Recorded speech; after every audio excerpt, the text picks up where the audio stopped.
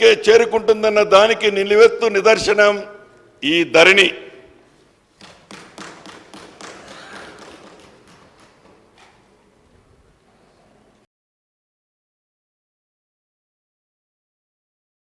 ఇక ఈ ధరణి గురించి చెప్పాల్సి వస్తే అధ్యక్ష, ఇక్కడ ఈ సభ్యులు ఎవరైతే ఉన్నారో ఈ సభ్యులందరూ ప్రతి గ్రామానికి వెళ్ళినప్పుడు ఇందాక తమరికి నేను చెప్పినట్లు కొన్ని వందలాది వేలాది అప్లికేషన్లు రావటం ఈనాడు మనం గమనిస్తున్నాం. ప్రధానంగా ఈ ఇందిరమ్మ రాజ్యం వచ్చిన తర్వాత ఏవైతే డిబేట్ జరుగుతుందో, ఏదైతే గ్రామాలకు పోయినప్పుడో ఇప్పుడు న్యాయం జరుగుద్దనే పూర్తి విశ్వాసంతో ఆనాడు ఏవైతే సమస్యలు జరిగాయో, ఏవైతే ఇబ్బందులు జరిగాయో ఆ ఇబ్బందులన్నిటినీ ఈనాడు ఈ ప్రభుత్వం పరిష్కరిస్తుందనే దిశగా ప్రజలు ఈనాడు భూములున్న ఆసాములు ఎదురు చూస్తున్న మాట నిజం. ఉదాహరణకి ధరణిలో ఆనాడు ఏవైతే కొన్ని తప్పులు మీకు ఉదాహరణ చెప్తాను.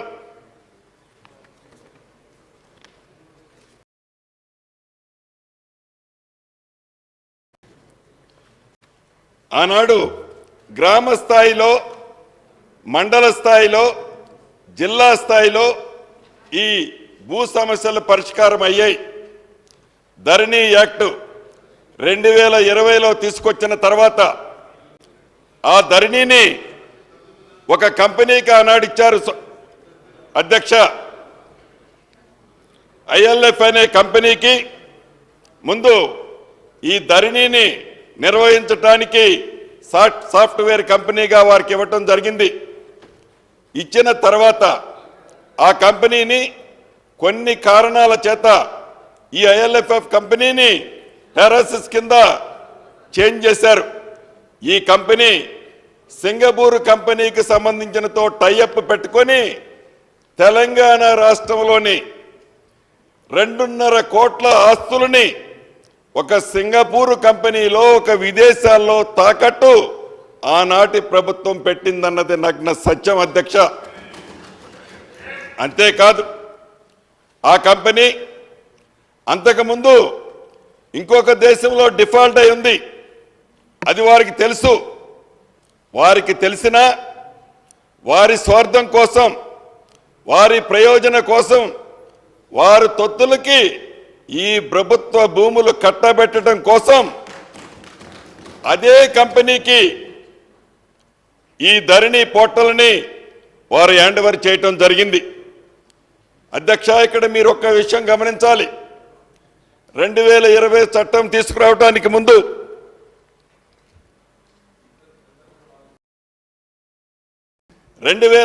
చట్టాన్ని తీసుకురావడానికి ముందు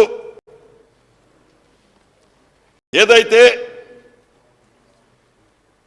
సాదా బైనామాలు, ఈ సాదా బైనామాలు ఆ చట్టాన్ని తీసుకురావడానికి ముందు ఒక 4-5 రోజులు అప్లికేషన్లు స్వీకరించడానికి ఒక నోటిఫికేషన్ ఇచ్చారు. దాంట్లో సామాన్య ప్రజలు ఒక 2 లక్షల పైచీలకు అప్లికేషన్లు అప్లై చేసుకోవడం జరిగింది. ఇంతలోకే 2020లో చట్టం వచ్చింది. ఈ చట్టము వచ్చిన తర్వాత దాన్ని ఒక వారం రోజుల్లో ఇంకొక 7 లక్షల అప్లికేషన్లు వచ్చాయి. అంటే సాదా బైనామాలు సుమారు 9 లక్షల అప్లికేషన్లు. ఈ చట్టానికి ఒక వారం రోజుల ముందు, చట్టం వచ్చిన ఒక వారం రోజుల తర్వాత సామాన్య ప్రజలు, రైతులు ఈ అప్లికేషన్లు ఇవ్వటం జరిగింది. కానీ అధ్యక్ష, ఆ చట్టంలో ఈ సాదా బైనామాలకు సంబంధించిన అంశాన్ని చేర్చని కారణం చేత కొంతమంది హైకోర్టుకు పోతే టోటల్గా అప్లికేషన్లని రద్దు చేయటం, హైకోర్టు చేయటం జరిగింది. అధ్యక్ష, ఇక్కడ తమరు యావత్ తెలంగాణ ప్రజలు గమనించాల్సింది ఒకటి ఉంది. ఏదైతే మీరు చట్టము తీసుకొచ్చేది సామాన్య ప్రజలకి ఉపయోగకరం కోసమా, మన లబ్ధి కోసమా, దేనికోసం తీసుకొచ్చారో ఆనాడు వారు విస్మరించడం అనేది చాలా బాధాకరమైన విషయం అధ్యక్ష. అంతేకాదు ఒక నెంబర్లో ఏదైనా కోర్టు లిటిగేషన్ ఉంటే ఆ కోర్టు లిటిగేషన్ ఉన్న నెంబర్ మొత్తం ప్రొబిటల్ లిస్ట్లో ఉంటుంది అధ్యక్ష. ఒక నెంబర్లో ఫారెస్ట్ భూమి ఉంటే ఆ నెంబర్ మొత్తం ప్రొబిటల్ లిస్ట్లో ఉంటుంది. ఒక నెంబర్లో ప్రభుత్వ భూమి ఉంటే ఆ నెంబర్ అంతా ప్రొబిటల్ లిస్ట్లో ఉంటుంది.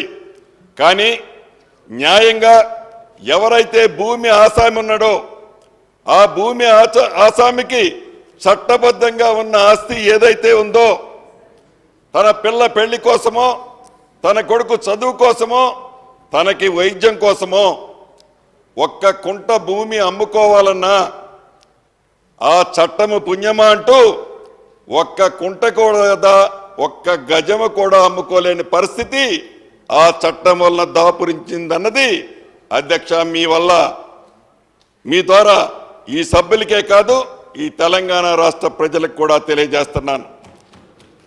ఒకటి అధ్యక్ష, ఆనాడు రామనాసురుడికి 10 తలలున్నాయన్నారు. ఈ ధరణి చట్టం 3 తలలతో మొదలై అది వృద్ధి చెంది ఈనాడు 33 తలలతో అవతరించింది ఈ ధరణి అనే ఒక భూతం. దీనివల్ల సామాన్య ప్రజలు ఎంత ఇబ్బంది పడ్డారో మీకు ఒక ఉదాహరణ చెప్తా.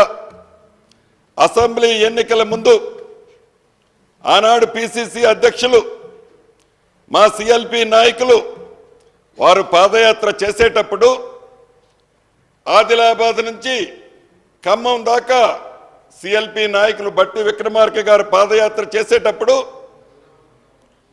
ప్రతి ప్రాంతంలో ఎక్కడికెళ్ళినా ఈ ధరణి సమస్యలు, పేదోడికి ఇచ్చిన భూములు ఏ రకంగా వారు ఆక్రమించారు అనేదే అనేక అప్లికేషన్లు వారి పాదయాత్రలో రావటం జరిగింది.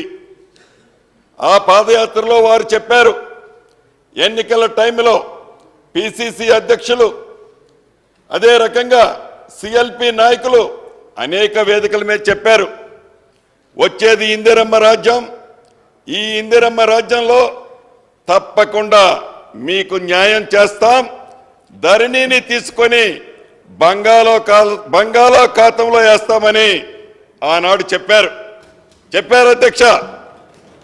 ప్రజలు పూర్తిగా విశ్వసించారు. ఇప్పుడున్న ప్రధాన ప్రతిపక్ష నాయకులు అనేక వేదికల్లో ఇదే సందర్భాన్ని వారట ధరణిని తీసుకొని బంగాళాఖాతంలో వేస్తారట, వారికి ఓటేస్తారా మాకు ఓటేస్తారా అంటే ప్రజలు ఏమి తీర్పిచ్చారో మీరు ప్రత్యక్షంగా తమరు చూశారు అధ్యక్ష. అంటే ఈ ధరణితో ఏ రకమైన ఇబ్బందులు పడ్డారో మనకు తెలియంది కాదు. నిజమధ్యక్ష, ఆనాడు ఇందిరమ్మ రాజ్యంలో దేశవ్యాప్తంగా 40 కోట్ల ఎకరాల భూమిని పేదవాళ్లకు పంచిన ప్రభుత్వం ఇందిరమ్మ ప్రభుత్వం. ఆనాడు ఉమ్మడి ఆంధ్రప్రదేశ్లో, ఇప్పుడు తెలంగాణ రాష్ట్రంలో అప్పటి ఇందిరమ్మ ప్రభుత్వం సుమారు 30 లక్షలు బడుగు బలహీన దళిత గిరిజన మైనారిటీ సోదరులకి, భూమి లేని వాళ్ళకి 30 లక్షల ఎకరాలు పెంచిన ప్రభుత్వం ఇందిరమ్మ ప్రభుత్వం అధ్యక్ష. అది ఇందిరమ్మ ప్రభుత్వం కావాలనే మొన్నటి ఎన్నికల్లో ప్రజలు దీవించారు, విశ్వసించారు, నమ్మారు, ఆదరించారు అధ్యక్ష. ప్రధానంగా ఏదైతే ఈ ప్రభుత్వం వచ్చిన తర్వాత, మొట్టమొదటిగా నేను మంత్రిని అయిన తర్వాత ఏవైతే ఈ ధరణిలో ఉన్న సమస్యలు మా అధికారులతో కూర్చొని చర్చించినప్పుడు ఆనాడు ధరణిలో అప్రూవ్ చేసే అథారిటీ కలెక్టర్లకు ఉంది. ఒకసారి వారు అప్రూవ్ చేసిన తర్వాత ఆ ధరణిలో వారు ఏం అప్రూవ్ చేశారో వారికి డిస్ప్లే కాదు అధ్యక్ష, వారు చూడాలనుకున్నా, అప్రూవ్ చేసిన వారు చూడాలనుకున్నా ఆ వెబ్సైట్లో ఏమి నేను అప్రూవ్ చేశానో మళ్ళీ లిస్టు కావాలంటే దొరకదు అధ్యక్ష. అంతా సీక్రెట్. సుమారు ఈ ధరణి పుణ్యమా అంటూ 18 లక్షల ఎకరాలు పేదవాళ్ల భూములని పార్ట్ బిలో పెట్టి వాటిని పరిష్కరించకుండా ఆనాడు ప్రభుత్వం అంతే వదిలేసింది అధ్యక్ష. ఇక్కడ మీరు గమనించాల్సింది ఇంకొక విషయం ఉంది అధ్యక్ష. ఏదైతే ధరణిని ఏర్పాటు చేసేటప్పుడు సుమారు ఆ పేరుతో 100 రోజులు ఏ ట్రాన్సాక్షన్స్ జరగలేదు అధ్యక్ష. ఎప్పుడైనా ఏ చట్టము తేవాలన్నా, ఏ కొత్త కార్యక్రమం చేపట్టాలన్నా ట్రయల్గా, మోడల్గా ఏదో ఒక మండలంలోనో ఒక నియోజకవర్గంలోనో శాంపుల్గా పెడతారు అధ్యక్ష. అలా పెట్టకుండా సర్వం నాకే తెలుసు అని ఏ ఒక్కళ్ళు చెప్పినా వినకుండా ఆనాడు నేను కూడా అటుపక్షాన్నే ఉన్న అధ్యక్ష. ఇక్కడున్న పెద్దలందరికీ కూడా తెలుసు, ఎవరు చెప్పినా వినేది లేదు. ఆనాడున్న ఆ పెద్ద ఆయన, వారికి తొత్తుగా ఉన్న ఆనాటి ముఖ్య అధికారి ఇద్దరు కూర్చొని చేసిందే చట్టం, ఇద్దరు కూర్చొని చేసిందే న్యాయం. ఇదెట్లా అధ్యక్ష? ఇది మన భూములు కావే, ఇది మన ఆస్తులు కావే. తెలంగాణ రాష్ట్రంలో కోట్లాది మంది ఆస్తులకి మనం ఒక గార్డెన్గా ఉన్న మనం, ప్రజలకు న్యాయం చేయాల్సిన మనం, మనకు నచ్చిన చట్టాన్ని ఉపయోగించటం వల్ల సామాన్య ప్రజలు ఎలా ఇబ్బంది పడ్డారో ఒక్కసారి మీరు గమనించండి. అంతేకాదు అధ్యక్ష, ఇందాక నేను చెప్పినట్లు అప్రూవల్ చేసిన అథారిటీ ఎవరైతే కలెక్టర్ ఉంటాడో ఆ కలెక్టర్ గారికి కాదు కదా, CCLAలో కూడా కొన్ని ఆప్షన్స్లోనే కనిపించేది ఆనాడు చేసిన కార్యక్రమాలు.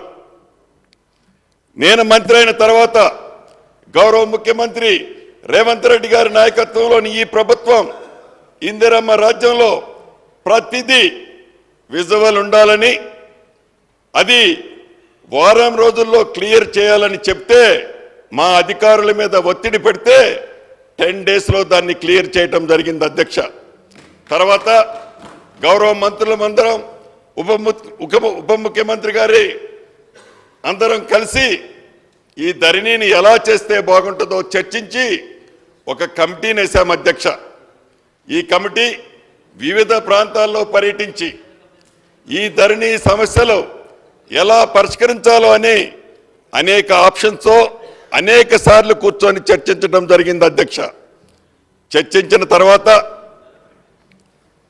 ప్రధానంగా ఏదైతే ఈ ధరణి చట్టం 2020లో ఏర్పరిచిన చట్టాన్ని పాత చట్టాలన్నిటిని క్రోడీకరించి చివరికి 2020లో ఉన్న చట్టంలో ఉన్న మంచి అంశాలను కూడా సేకరించి ఒక మోడల్గా ఈ దేశానికి ఒక రోల్ మోడల్గా సుమారు 18 రాష్ట్రాలు పర్యటించి పాత చట్టాలు క్షుణ్ణంగా చదివి ఒక రోల్ మోడల్ కొత్త చట్టాన్ని, డ్రాఫ్ట్ చట్టాన్ని తయారు చేయడం జరిగింది అధ్యక్ష.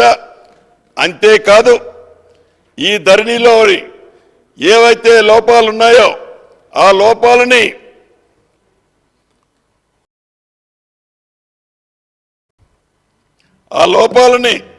సవరించే విధంగా ఏమేం చేస్తే బాగుంటుందో మోడల్గా 2 మండలాలు ఏర్పాటు చేయడం జరిగింది అధ్యక్ష.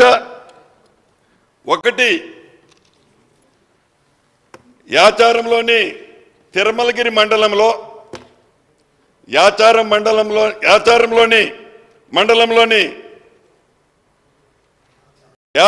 మండలంలో రంగారెడ్డి జిల్లాలో మోడల్గా 10 గ్రామాలు సర్వే చేపట్టడం జరిగింది. ఈ 10 గ్రామాల్లోనే సుమారు 2300 అప్లికేషన్లు 2300 అప్లికేషన్లు వివిధ కారణాలు చూపించి వారు అప్లై చేయటం జరిగింది అధ్యక్ష. అదే రకంగా మాజీ మంత్రివర్యులు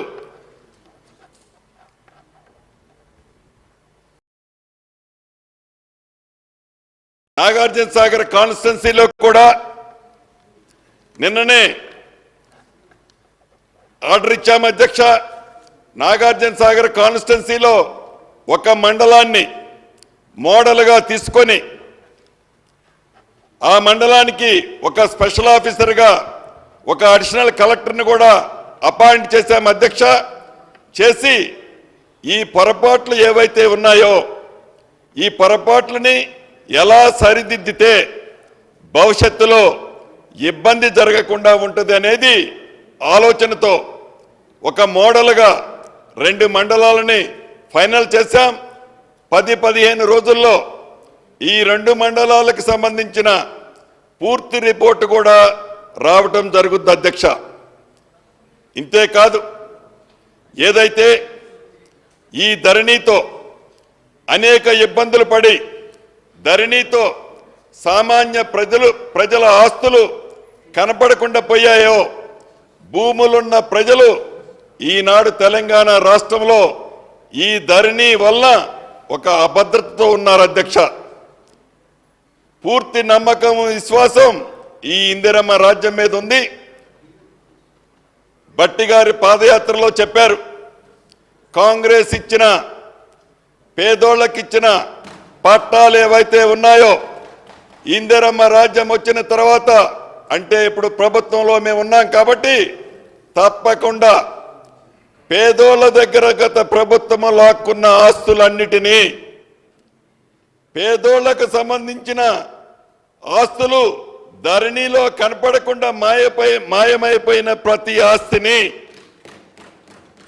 పేదోళ్లకు సంబంధించిన ఆస్తులు దొరలకు ఎవరైతే పేర్లతో వెళ్ళాయో ఆ ఆస్తులని తప్పకుండా పేదోళ్లకు పంచేదే ఈ ఇందిరమ్మ రాజ్యం యొక్క ముఖ్య ఉద్దేశం అధ్యక్ష.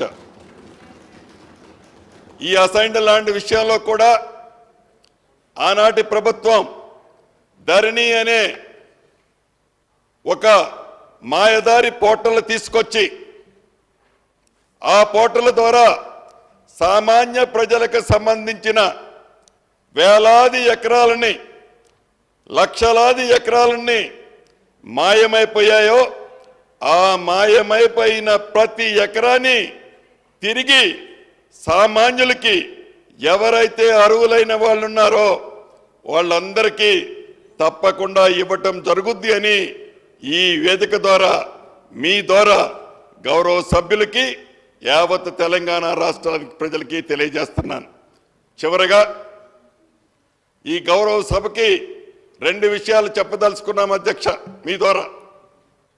మొదటిది, ఏదైతే డ్రాఫ్ట్ షెడ్యూల్ తయారు చేశామో చట్టం, ఈ డ్రాఫ్ట్ చట్టాన్ని ఈ రోజు నుంచి 3 వారాలు వెబ్సైట్లో పెడతాం. ఈ వెబ్సైట్లో పెట్టిన డ్రాఫ్ట్ షెడ్యూల్ని మేధావులు, రైతులు, ప్రతి ఒక్కరూ చెట్టు కింద కూర్చునే రైతు దగ్గర నుంచి మొదలెట్టి దొర గడి నుంచి బయటికి రాని దొర ఇచ్చే సూచనలతో సహా 80,000 పుస్తకాలు చదివిన అపర పరిజ్ఞానం ఉన్న మేధావులు ఇచ్చే సూచనలతో సహా ప్రతిపక్షాలు ఇచ్చే ప్రతి ఒక్క సూచన అది న్యాయబద్ధమైతే, సామాన్య ప్రజలకి మంచి జరిగేదైతే తప్పకుండా ఈ చట్టంలో పేర్కొని ఈ చట్టాన్ని మళ్ళీ ఇదే అసెంబ్లీలో ప్రవేశపెట్టి అప్పుడు తప్పకుండా ఈ భూములున్న రైతులకి ఒక భరోసా కల్పించే కార్యక్రమాన్ని ఈ ప్రభుత్వం చేపట్టనుంది. ఈ చట్టంతో పాటు ధరణిలో ఉన్న ఏవైతే గొప్పగా చెప్పే ఆప్షన్స్ ఉన్నాయో, ధరణిలో 33 ఆప్షన్స్ మాడ్యూల్స్ ఉన్నాయి అధ్యక్ష. ఈ 33 మాడ్యూల్స్ లో సామాన్య రైతుకు తెలియక ఒకటో మాడ్యూల్లో తన అప్లికేషన్ అప్లై చేస్తే అధికారి దగ్గరికి ఆ అప్లికేషన్ తీసుకొని వెళ్తే నీది ఒకటో మాడ్యూల్లో రాదు, నీది 32వ మాడ్యూల్లో వస్తుంది, నువ్వు మళ్ళీ అప్లై చేసుకోమంటే ఆ సామాన్య రైతు మళ్ళీ అప్లై చేసుకోవాలంటే మళ్ళీ ఒక 3-4 నెలలు పట్టుద్ది అధ్యక్ష.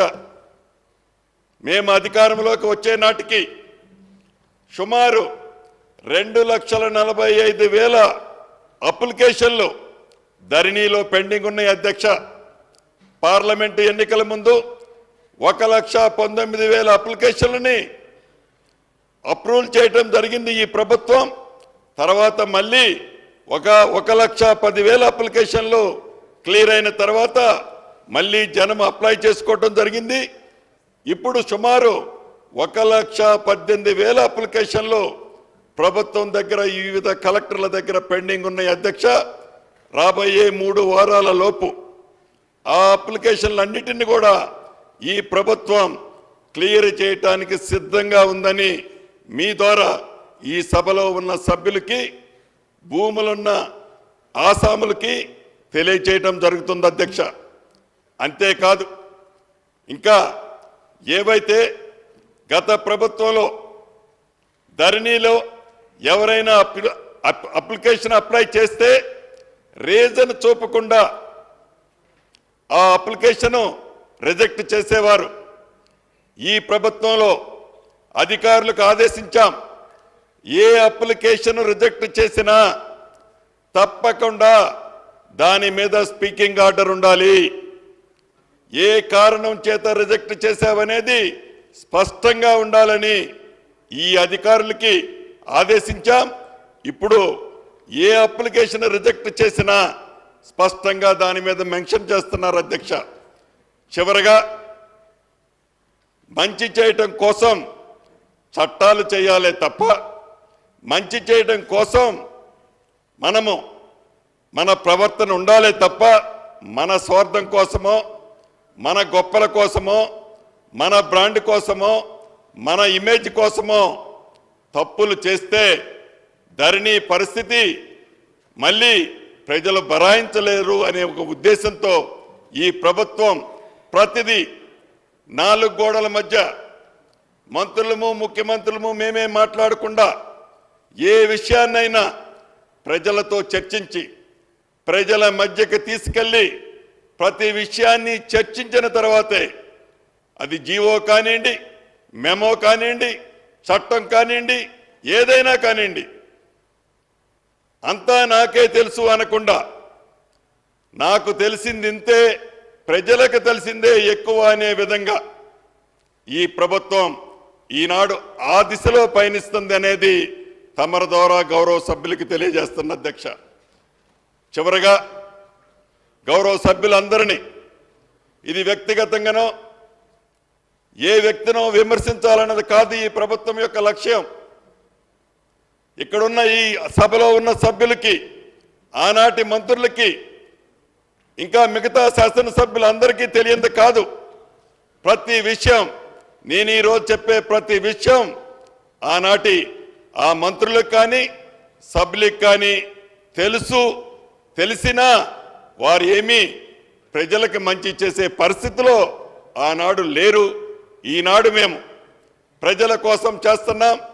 మీ సహాయ సహకారాలు తప్పకుండా ఉంటాయని మనస్ఫూర్తిగా కోరుకుంటూ సెలవు తీసుకుంటున్నాను అధ్యక్ష.